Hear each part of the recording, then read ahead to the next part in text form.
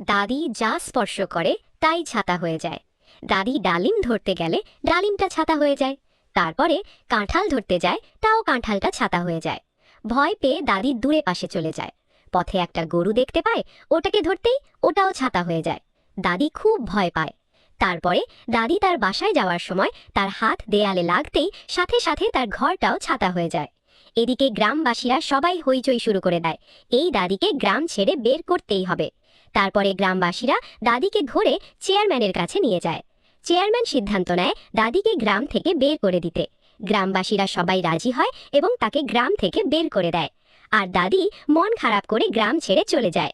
হঠাৎ একদিন গ্রামে প্রচণ্ড বৃষ্টি হয়। পুরো গ্রাম অন্ধকার হয়ে যায়।